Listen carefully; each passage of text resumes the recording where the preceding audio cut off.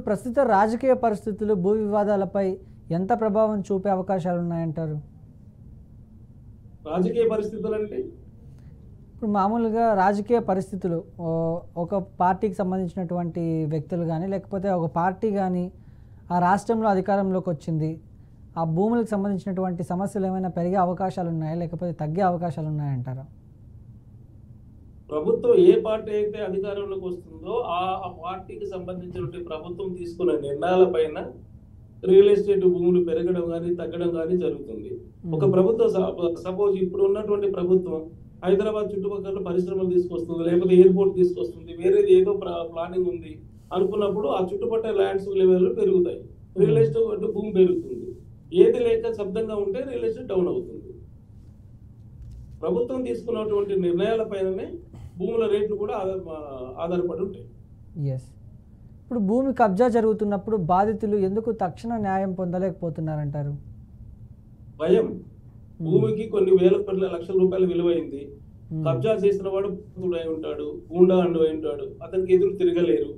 తిరగలేక కావడం, ఇచ్చింది తీసుకొని వెళ్ళిపోవడం జరుగుతుంది. దీనికి భూమి ఎప్పుడైతే విలువలు పెరిగినాయో కబ్జాదారులు పెరిగిపోయినారు, ల్యాండ్ మాఫియా వాళ్ళు ఉన్నారు, రాజకీయ జోక్యం ఉంది, లోకల్ లీడర్స్ జోక్యం ఉంటుంది.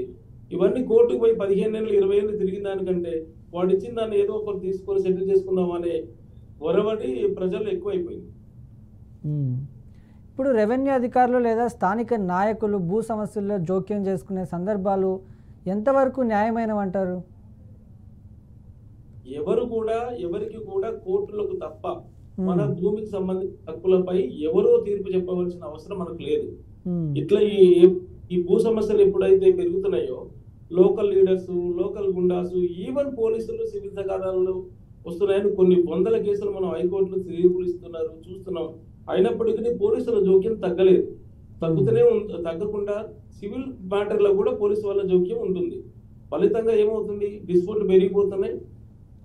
ఏదో చిన్న ప్లాట్ కొనుక్కున్నటువంటి అతను కూడా నష్టపోతున్నాడు. దానికి కారణం రాజకీయ పలుకుబడి, లాంటి మాఫియాలు, గూండాలు, ఇలాంటి ఒత్తిళ్లతోటే ఈ చిన్నటువంటి వ్యక్తులు వాళ్ళ భూములు కోల్పోవాల్సిన గత్యంతరం ఏర్పడుతుంది.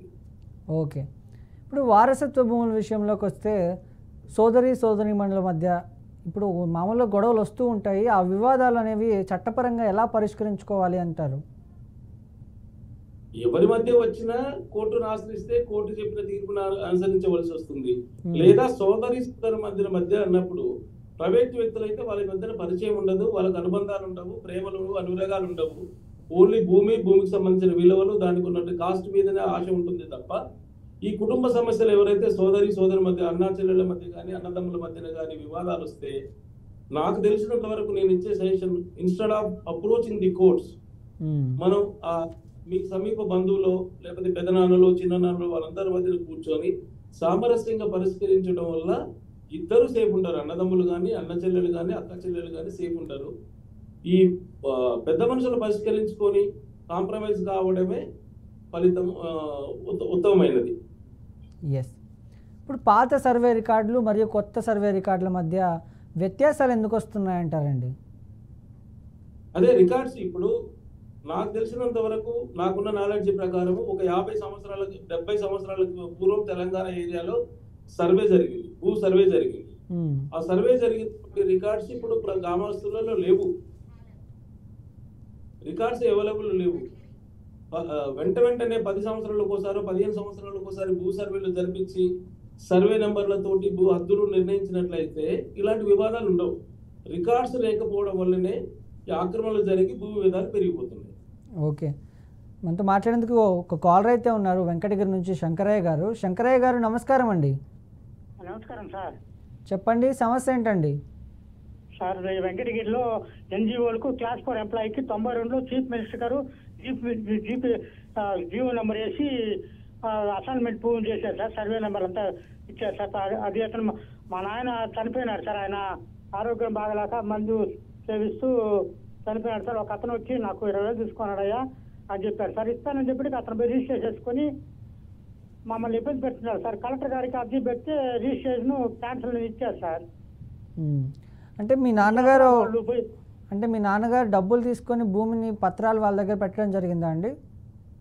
ఏమో తెలియదు సార్, దానికి విషయం తెలియదు. పట్టా నా దగ్గర ఉందయ్యా, తెల్లగాయతం 20,000 తీసుకోన్నాడయ్యా, అప్పుగా తీసుకోన్నాడని చెప్పాడు. సరే ఇస్తాను సార్ అని చెప్పా. అతను సీనియర్ రికార్డ్ అసిస్టెంట్ తెలుగుగా గవర్నమెంట్ ఎంప్లాయ్. అతను మా నాయన క్లాస్ 4 ఎంప్లాయ్ సార్ వెంకటగిరిలో. అది చీఫ్ మినిస్టర్ గారు దాంట్లో పట్టా వివరాల్లో లాస్ట్ లో కుటుంబ సభ్యులు మాత్రం అతను లబ్ధిదారు మరణించిన పితప హక్కుగల కుటుంబ సభ్యులు మాత్రమే ఆక్రమించగల ఉంది. ఎక్కడ పెట్టినా మేనేజ్ చేసుకుంటా పోయేసి అన్ని కాగితాలు మేము తీసుకున్నప్పటికీ ఇప్పుడు కోర్టు కేసు ఉన్నాడు సార్ మా మీద. ఆ పట్టా అది తెల్ల కాగితం మీద ఇదే ఎట్లా తెలియదు సార్. మళ్ళీ ఇప్పుడు పోర్చుగల్ సంతకాలతో బాండ్ పేపర్ సృష్టించుకొని ఆయన అమ్మినట్టుగా చూపిస్తున్నాడు సార్. ఆ పాత్రలో మేమంటే పెన్షన్ తీసుకున్నాడు సార్ లాస్ట్ 2003లో. అవి తీసుకొని మేము చూస్తే దానికి జరిగే డిఫరెన్స్ చాలా ఉంది సార్. ఆయన సంతకమే కాదు, అది పోర్చుగల్ సంతకాలు సార్. అది ఎట్లా చూసినా ఏడబెట్టినా మేనేజ్ చేసుకొని పోతున్నాడు సార్. మరి కంప్లైంట్ ఇచ్చారా పోలీస్ స్టేషన్లో? మేము ఇవ్వలేదు సార్. మేము మా మీద కోర్టు చేశారు సార్. కలెక్టర్ గారు, ఆర్డీఓ గారు, ఎంఆర్ఓ గారు ఎంక్వైరీ చేసి రిజిస్ట్రేషన్ క్యాన్సిల్ ఇచ్చేందుకు ఎమ్మటే మాది 2014 నుంచి మా మీద కోర్టు చేసినాడు సార్ మమ్మల్ని రిజిస్టర్ చేయమని. ఇప్పుడు మీ సంతకాలు ఫోర్జరీ చేశారని చెప్తున్నారు కదండి, అది ఇప్పుడు ఫ్రాడ్ కేసు కిందకు వస్తుంది. మీరు పోలీస్ స్టేషన్కి వెళ్ళి కంప్లైంట్ ఇస్తే బెస్ట్. అది మళ్ళీ హైకోర్టు కేసు. హైకోర్టులో వెంకటగిరిలో సివిల్ కోర్టు ఉంది, అతను వేస్తున్నాడు. అతను ఏం దందాన్ని ఇల్లు కట్టేశారు సార్. మేమేదో చిన్న చిన్న పనులు చేసుకుంటామో మా తమ్ముళ్ళు పట్టించుకోలేదు సార్. నాకు తెలుసుగా విషయం. నేను కలెక్టర్ గారికి హైకోర్టుకి పోతే హైకోర్టులో కూడా వాళ్ళు వెంకటగిరిలో ఉంది, అది వెంకటగిరిలో మీరు అక్కడ పరిశీలించి అక్కడ చేసుకోండి అని చెప్పారు. వెంకటగిరిలో అది మాకేం ఇప్పుడు 10 సంవత్సరాలు జరుగుతాం సార్. అది 10 సంవత్సరాలు అవుతుందా? అవును సార్. ఓకే, అంటే ఇప్పుడు రవి గారు మేనేజ్ చేసుకోండి. అన్ని పోర్చుగల్ సంతకాలు సార్. మా పేరు లేదు, మా నాయన పేరు లేదు. ఆయన రిజిస్టర్ చేసుకున్నాడు భార్యకి. తర్వాత మళ్ళీ నాకు లోకాదాత చేస్తే నాకు ఎక్కడ ఆస్తి లేదు, నా భార్య వెంకటగిరిలో రాలేదు, నాకు ఎందుకు దాంట్లో అని చెప్పాడు. మా పెన్నమ్మ గారు క్లాస్ 4 ఎంప్లాయీ అదే ప్లాట్ లో అదే సర్వే నెంబర్ల మీద 9 ఇంకో పట్ట 35 నెంబర్ పట్ట కొనుక్కొని రిజిస్టర్ చేసుకున్నాడు మా ప్లాట్ ముందే. అంటే ఇప్పుడు రిజిస్టర్ చేసుకున్నాడు సార్. మీ ఫ్లాట్ కి సంబంధించినటువంటి డాక్యుమెంట్స్ మీ దగ్గర ఉన్నాయండి? అన్ని మొత్తం జెరాక్స్ ఉన్నాయి సార్. మాకు ఒరిజినల్ పట్ట అతని దగ్గర ఉండేటప్పటికి అతను మాకు ఎక్కడ పోయినా మేనేజ్ చేసుకొని పోతున్నాడు.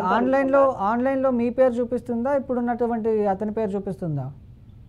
ఆన్లైన్ లో కానీ నేను తీసుకున్నా సమాజ చట్టం తీసుకుంటే మా నాన్నగారి పేరు మీదనే ఉంది పట్ట. అది ఎన్జిఓకి ఇచ్చింది కాబట్టి పలానప్పుడు పలానా వెంకటగిరిలో ఎన్జిఓకి ఇచ్చారు, పలానికి ఉన్నాయి పేరు, మా నాయనకు ఉన్నాయి, సీకెత్తుకు ఉన్నాయా. ఆయన మీ మీద ఏ కేసు వేశారు కోర్టులో? మమ్మల్ని ఆయన అమ్మేసినాడు. ఆయన వీళ్ళు రిజిస్టర్ రాలేదు, మేము ఆయన రిజిస్టర్ చేయించండి కోర్టు ద్వారా అని చెప్పి మా అమ్మని చేస్తున్నాడు సార్. ఓకే, అయితే రవి గారు మీ నాన్నగారికి ప్రభుత్వం ఇచ్చినటువంటి పట్టా భూమి? అవును మేడం, అవును సార్. ఎవరు స్వాధీనంలో ఉన్నారు ఇన్నేళ్ళు?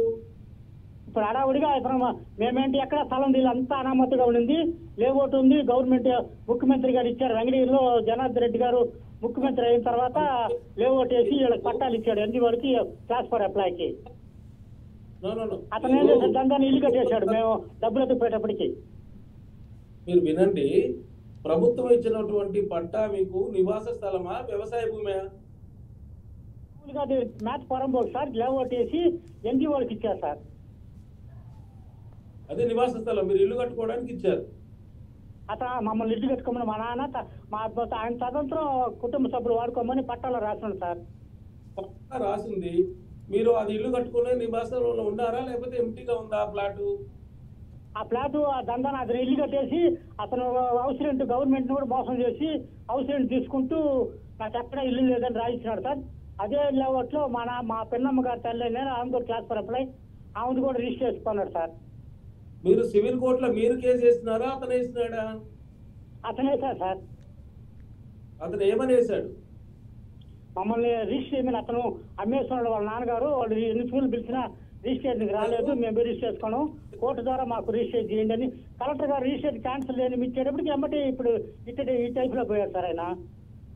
ఇప్పుడు మీ కలెక్టర్ గారు ఇచ్చినటువంటి ఆదేశాల ప్రకారం ఆయనకు రిజిస్ట్రేషన్ క్యాన్సిల్ చేస్తూ మీదే పట్టాలండి అని కలెక్టర్ ఆదేశాలు ఇచ్చినాడా మీకు? అవును సార్. ఇచ్చిన తర్వాత ఏమైంది? మళ్ళీ ఏమైందో తెలియదు సార్. మా లాయర్ గారు ఇది పెట్టుకొని వాయిదాల మీద వాయిదాలు వస్తే మళ్ళా కౌంటర్ వేసాడని సార్. మళ్ళీ ఇంకొకటి మా అతను బాండ్ పేపర్ నుంచి వెళ్ళని చెప్పి కోర్టులో పెట్టేశారట. మీ కేసు ఏ కోర్టులో పెండింగ్ ఉంది? Venkatagiri sir, Venkatagiri junior civil court sir. Junior civil కోర్టులో ఫైనల్ ఫలితం రాలేదు ఇంకా రాలేదు సార్. మీరు ఏం చేయండి అంటే మీకున్నటువంటి డాక్యుమెంట్స్ అతను క్రియేట్ చేసిందని మీరు చెప్తున్నారు కాబట్టి ఫస్ట్ అతను ఏదైతే డాక్యుమెంట్లు కోర్టులో వేసిండో ఆ కాపీలను పరిశీలించండి, మీ అడ్వకేట్ సంప్రదించండి. ఒకవేళ మీ నాన్న సిగ్నేచర్ ఒకవేళ ఈ పట్టా భూమిని అమ్ముకునే రైట్ ఉందా లేదా అదొకటి మీ అడ్వకేట్ గారు చూస్తారు. కొన్ని రోజుల తర్వాత అనుభవించిన తర్వాత అమ్ముకునే కొన్ని రైట్స్ వస్తాయి. లేదా ఇది అనుభవించే మాత్రమే తరతరాలు మాత్రం అనుభవించాలంటే మీ నాన్న అమ్మినా చెల్లదు అది. కాబట్టి తదనంతరం మీ నాన్న తదనంతరం మీకే వస్తుంది తప్ప అతనికి రాదు. అతను ఏ విధంగా రాసుకొని కోర్టులో వేసినప్పటికీ కూడా ఆయనకి చెల్లదు. కాబట్టి ఆయన వేసిన కేసు డాక్యుమెంట్లు తీసుకొని మీకు దగ్గర ఉన్న న్యాయవాదిని సంప్రదించండి. ఆయన పట్టాలో ఉన్న కండిషన్ చదువుతారు. చదివిన తర్వాత మీరు కలెక్టర్ కూడా ఇచ్చినా అని చెప్పినారు, కలెక్టర్ కూడా మీదే భూమి అని చెప్పినారు అన్నారు. కాబట్టి సివిల్ కోర్టులో దాదాపు ఆయన అటువంటి క్లెయిమ్ చెల్లదు, ఆయన గెలవకపోవచ్చు. కాబట్టి మీరు పోలీస్ స్టేషన్లో కూడా కంప్లైంట్ ఇవ్వండి. మా నాన్న అమ్మిండా లేదా అనేది ఆ సిగ్నేచర్ మీరు కన్ఫర్మ్ చేసుకున్న తర్వాత ఒకవేళ ఫోర్జరీ అయితే ఫోర్జరీ చేసి ఈ విధంగా మా మీద సివిల్ కేసులు వేసి భూమి ఆక్రమించుకుంటుండనేది మీరు పోలీసులకు కేసు పెడితే వాళ్ళు విచారణ చేసి మీకు న్యాయం జరుగుతుంది.